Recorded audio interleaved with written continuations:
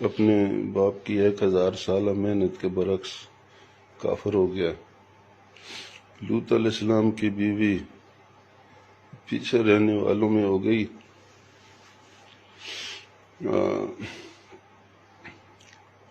حضرت عمر رضی اللہ تعالیٰ عنہ کی تربیت، جن کے میں خیر ان کی اس شان کو تو بیان کرنا مناسب نہیں سمجھتا، اس کے بیٹے کو سزا ہو گئی۔ میں اپنے ملکی قوانین کے مطابق جو ہماری اسمبلیوں نے بنائے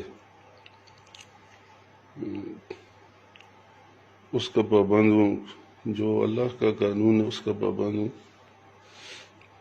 میرے پاس ان کی طرح اصلاح کا کوئی اختیار تو نہیں، لیکن میرے اپنے بس میں جو اصلاح تھی ہم نے کوشش کی ہے، ہم کوشش کر رہے ہیں۔